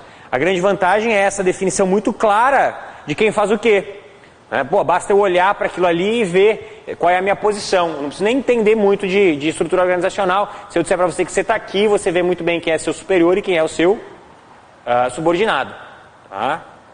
A grande desvantagem é que, na maioria dos casos, são organizações muito centralizadas, o poder muito no topo. E aí a organização começa a crescer e começa a ter limitação de crescimento. E além dessa limitação de crescimento, isso aqui também acaba gerando chefes generalistas demais. É muito difícil você ter um chefe que entenda sobre tudo. Então acaba tendo essa dificuldade. Além de que essas comunicações em degrau, assim, também são péssimas. Acabam atrapalhando bastante e acabam gerando muito ruído. Tá? Então essas são as vantagens e desvantagens mais importantes. Depois dessa estrutura, justamente pensando nessa dificuldade de comunicação, principalmente na base, se criou uma estrutura que a gente chama de estrutura funcional. A estrutura funcional traz, talvez num primeiro momento, até uma estrutura bastante parecida com a estrutura linear, porém com uma importante inovação, que é essa submissão a autoridades diferentes. Então, o dirigente daqui não mais precisa dar toda a volta para se comunicar por aqui. Existe essa dupla autoridade. Aqui a gente chama de princípio da pluralidade ou da dualidade de autoridade. Então você tem essa dualidade funcional ou princípio funcional. Qual que é a grande vantagem aqui com essa supervisão técnica? É que eu consigo ter os diretores de áreas específicas. Então a grande vantagem que você tem aqui, além do aumento da velocidade da tomada de decisão, eu também tenho essa submissão a autoridades diferentes que entendem melhor de cada uma das áreas. Certo? Entendem melhor de cada uma das áreas. Pensa o seguinte, num time de futebol, você tem o preparador, o técnico do time, você tem o preparador físico. Ambos têm uma autoridade muito próxima em relação ao jogador, mas cada um deles tem a sua área de atuação. O preparador físico trabalha fisicamente, o preparador técnico, o técnico trabalha tecnicamente. Nos times de futebol americano, né, você tem o técnico da defesa e o técnico do ataque. Também é a mesma coisa, o técnico da defesa fica focado na defesa e o técnico do ataque fica focado no time do ataque. São técnicos, os dois, com a mesma autoridade, mas cada um numa área distinta. Então a grande vantagem é essa especialização técnica, essa especialização do gestor. Eu não preciso ter um técnico que entende de ataque e um técnico que entende de defesa. Eu tenho um técnico de ataque que entende muito sobre ataque e um técnico de defesa que entende muito sobre defesa. Beleza?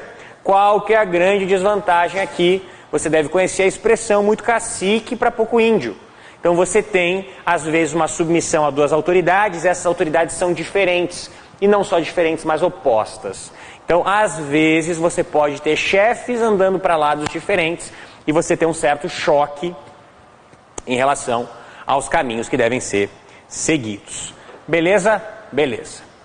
A gente tem uma estrutura chamada linha staff. É importante a gente desenhar essa estrutura porque a percepção dela é justamente através do desenho, tá? Porque o seu funcionamento ele é muito tranquilo, tá? A linha staff, como o próprio nome propõe, é a estrutura linear normal, como a gente tem lá, por exemplo, tá? É uma estrutura linear normal, porém com uma presença aqui fundamental de um staff. Sempre que eu falar de autoridade de staff, você tem que lembrar dessa apêndice aqui, tá? Dessa apêndice aqui, que é justamente essa posição. Se você perceber aqui, o staff, ele não entra numa posição de diretoria. Ele não faz parte da estrutura geral. Ele é simplesmente um apêndice. Então aqui eu sempre gosto de dizer o seguinte, pensa como se fosse uma consultoria. Uma consultoria, ela leva informações para o diretor executivo, mas não tem nenhuma espécie de hierarquia, nenhuma espécie de comando para esse setor aqui embaixo, nem sobre o diretor, são simplesmente informações. Então pensa sempre nessa noção de uma consultoria.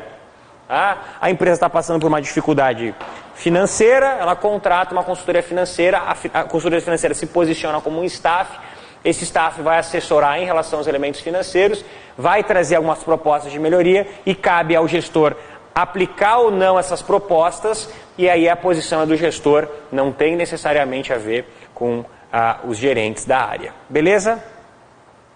Show! E aí a gente segue para a estrutura divisional. A estrutura divisional eu não vou fazer a representação gráfica aqui, porque está aqui no seu material e ela é um pouquinho mais complexa de desenhar, a gente levaria um tempo. Gosto sempre de você perceber a estrutura divisional como mini empresas, tá? Olha ali como ela funciona. Ela tem uma posição de RH e finanças e tal, e depois você tem diversas divisões. Divisão de cosmético, divisão de medicamento, divisão de higiene pessoal, e você percebe que cada área dessa divisão, aliás, tem tudo que é fundamental para a produção daquele bem. Tudo que é fundamental para a produção daquele bem. Então você vai ter lá produção, marketing e logística da divisão de cosméticos, produção, marketing e logística da divisão de medicamentos, produção, marketing e logística da higiene pessoal. Certo? Então você vai ter exatamente cada área dessa região. Certo? Então é muito importante que você visualize isso de certa forma. Visualize isso de certa forma. Por isso que eu gosto de chamar, são mini empresas. Estruturas divisionais funcionam muito bem em holdings, né? Que são empresas que gerem outras empresas. Elas têm uma estrutura maior, também muito por economia de custos, porque, por exemplo, recursos humanos, finanças, contabilidade, fazer para uma empresa e fazer para 10... é basicamente a mesma atividade, suas atividades são funções mais específicas da administração pública. E aí você entrega tudo aquilo que é fundamental para aquela produção, né? A produção de um cosmético é diferente da produção de um medicamento, para cada divisão da empresa. Então eu gosto muito dessa questão de entender a estrutura divisional como mini empresas. Beleza? Essas divisões não necessariamente precisam ser produtos, tá? A gente vai ver depois departamentalização.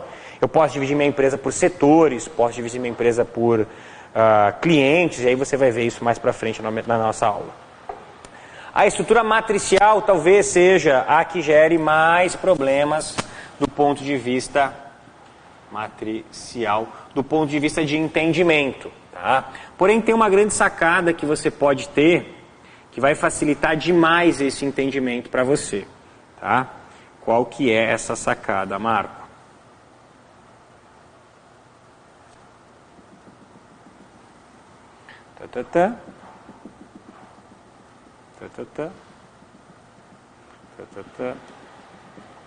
É justamente essa percepção. O que é uma matriz, pessoal?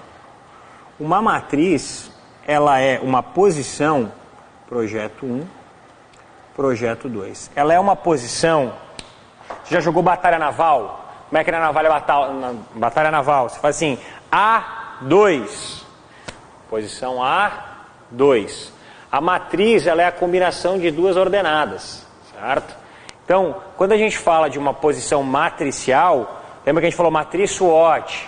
Ela é a relação de duas variáveis, a relação de duas grandezas. A matricial também. A matricial, ela é uma combinação de departamentalizações. Então, por exemplo, funcional, RH, administração e assim sucessivamente, e projetos. Os grupos vão se dividir aqui embaixo de acordo com os projetos. E aí eu vou ter os diretores aqui, certo? Então cada diretor pode coordenar todo o projeto, pode coordenar todos os projetos, pode coordenar só um projeto. Então essa é a grande estrutura da matricial. Então a matricial, ela é uma combinação de departamentalizações. Normalmente a funcional com por projetos. Quando falar de uma estrutura organizacional com por projetos dentro das estruturas organizacionais, provavelmente ele está falando da matricial, tá? A grande vantagem é essa flexibilidade, essa velocidade, porque eu posso tirar um projeto, alocar uma pessoa, não é tão rígida, mas a grande desvantagem é a complexidade de se entender a ferramenta e de se interpretar. Tá? Imagina você ali no projeto 1, você não sabe bem quem é o seu gerente, então isso é uma grande desvantagem da ferramenta. Tá? Então está ali para você a estrutura matricial. A estrutura em colegiado é bem tranquilo de a gente entender, funciona muito bem nas grandes corporações. Tá? É essa posição de colegiado que está em cima ali, né? Em cima do diretor executivo. Ela ocorre justamente para trazer um grupo de pessoas, né? O colegiado nada mais é do que um grupo de pessoas, normalmente composta pelos investidores. Normalmente a gente tem um grupo de 6 a 12 pessoas que são responsáveis por tomar algumas decisões relacionadas principalmente ao âmbito estratégico da organização. Tá? A grande vantagem desse grupo é que, por ser um grupo mais heterogêneo, né, pessoas diferentes, a gente acaba tendo decisões mais ponderadas. Tá? Então, assim, não é aquela decisão de um indivíduo só. E até, dificilmente os dirigentes são alterados todos de uma vez só, então sai um, entra o outro, mas mantém-se, conserva a maior parte da estrutura. A gente tem a percepção desse dirigente muito mais com uma continuidade dos processos da organização, uma continuidade das políticas da organização. Existem duas desvantagens que são válidas e precisam ser faladas, né? A primeira desvantagem é a redução natural da iniciativa do diretor executivo, porque ele fica quase como um executor do que o conselho propõe, então ele fica meio desresponsabilizado e a autoridade dele também fica bastante limitada. E a velocidade com que essas decisões são tomadas, né? Porque o conselho não se reúne toda semana, o conselho se reúne de tempos em tempos, então essa noção de que a gente tem uma certa necessidade de acelerar o processo, muitas vezes decisões mais rápidas acabam retardando pelo fato natural de você não ter conseguido reunir o conselho ou o colegiado. Tá? Mas é uma ferramenta muito importante, é uma estrutura muito frequente em megacorporações. E por último, a estrutura em rede é quando eu tenho uma estrutura menor e vários escritórios espalhados pelo mundo, McDonald's, Coca-Cola, Pepsi. Né? Então você tem essa estrutura em rede, você tem um escritório maior e você tem diversas franquias pelo mundo. Basicamente, esse escritório ele gerencia quase que só a marca e a operação ela fica voltada toda para as funções mais básicas e as organizações mais distribuídas. Show? Falamos sobre o organograma, sua importância e elementos afins. Para dar traços finais ao nosso encontro, a gente vai falar um pouquinho sobre departamentalização. Tá? O que é departamentalização? Departamentalização é em qual razão e em qual motivo eu vou colocar aqui nesses quadrinhos. Exatamente isso. É agrupar quais são as tarefas comuns em razão de algum critério e depois dividir essas tarefas comuns dentro da organização. Tá? Então a departamentalização é esse agrupamento de tarefas por um lado e essa entrega depois, essa distribuição de tarefas. Marco, como que a gente agrupa? De acordo com os critérios. Então a departamentalização ela é muito mais estudada em razão dos seus critérios, a gente estuda muito os critérios de departamentalização, muito mais do que a forma como a departamentalização acontece. Lembrando que a departamentalização é uma especialização horizontal, o que significa dizer que em cada nível eu posso ter uma departamentalização diferente. Tá? Mas como a departamentalização, via de regra, ocorre no nível tático, a gente sempre vai ter uma certa obediência a esse nível tático. Primeiro critério de departamentalização, o critério de departamentalização funcional ou por função. Um critério de departamentalização presente em 95% das organizações é quando eu divido a minha organização de acordo com alguma função. RH, administrativo, vendas, compras, produção, contabilidade, jurídico. A grande vantagem é você conseguir agrupar os especialistas. Né? Você acaba colocando os especialistas no mesmo lugar. Todo mundo que entende de elementos jurídicos vai para a área jurídica, todo mundo que entende de RH vai para a área de RH, e a grande desvantagem é que talvez falte uma certa coordenação entre os departamentos, porque a tendência é que a área jurídica pense somente em si, a área financeira pense somente em si, e a gente perca um pouco essa visão de todo. Tá? Então essa seria a desvantagem. A departamentalização por produto ocorre, por exemplo, num supermercado, onde você aproveita as instalações que lá estão para poder colocar todos os produtos na mesma área. Então a galera, o açougue tem todos os produtos lá, a padaria aproveita as instalações, bota todos os pães lá, os congelados aproveita e bota todos. Então, pelo motivo de distribuição, principalmente das instalações, você distribui os produtos e os departamentaliza dessa forma, tá bom? Outra espécie de departamentalização por produtos, em empresas que têm mais de um segmento de produtos, a gente pode ter uma estrutura divisional departamentalizada por produto. Você viu que o próprio exemplo que eu dei lá, divisão de cosmético, medicamento e higiene pessoal, são aspectos relacionados à departamentalização por produto. Tá? Departamentalização por cliente, quando eu tenho tipos de clientes com necessidades específicas e vou fazer a avaliação de acordo com esse cliente. Exemplo muito clássico é de banco, tá? Porque você tem que se identificar se você é pessoa física ou jurídica, né? Se você é uma empresa ou uma pessoa, isso já são clientes diferentes, e ainda assim dentro das pessoas físicas e jurídicas, dentro da pessoa física, por exemplo, você vai ter segmentos, né? Você pode ser o cara normal, você pode ser o Van Gogh, o Personalité, o Black, o Diamond, o Platinum. Então, isso são segmentos diferentes, porque de acordo com o seu perfil, você vai ter um rol de produtos e serviços diferentes aqui. Tá?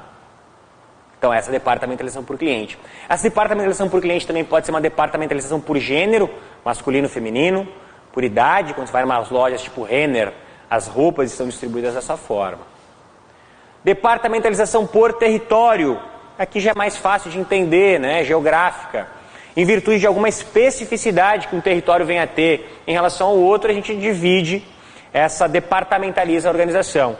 Por exemplo, a estrutura de distribuição de roupas de lojas, estilo Renner, ela obedece uma departamentalização por território, porque em junho e julho, enquanto faz frio no sul, e você tem que distribuir roupas de mais frio, no norte e nordeste conserva-se um calor, então você lá vai acabar distribuindo outro tipo de roupa. Né? Então, de acordo com o território, a gente tem essa especificidade. Por processo ocorrem em unidades fabris, né? Então montagem, recebimento de mercadoria, pintura, a gente tem ali fundição, pintura, montagem, embalagem, expedição. Então quando você divide em processos, essa departamentalização a gente chama de linha de montagem. Por projeto é o que ocorre em cursos preparatórios, por exemplo, né? Você cria departamentos temporários, lembrando que o projeto é um esforço temporário. Curso preparatório funciona assim. Você tem o projeto do TJ Santa Catarina, convocam-se alguns professores para que eles deem aquela aula. Acabou aquele curso, acabou aquela aula, acabou aquele projeto. Tá? Outras organizações que trabalham numa departamentalização por projetos são organizações, aquelas empresas de agências de publicidade, trabalham no esforço para um projeto tal, esforço no projeto tal, empresas de engenharia, mesma coisa. Né? Lembrando sempre que quando eu falo de projeto, eu estou falando de esforços temporários. Maravilha, minha gente! Mais uma vez aí, vencemos uma parte importante da disciplina, tá? Essa parte de organogramas, junto com a parte de descentralização e centralização, é fundamental que você tenha em mente, tá? É fundamental que você se preocupe, é fundamental que você entenda como funciona isso, tá? Então, preste bastante atenção nessa linha, tá bom? Forte abraço, professor Marco Ferrari, continue com a gente e até a próxima. Tchau, tchau!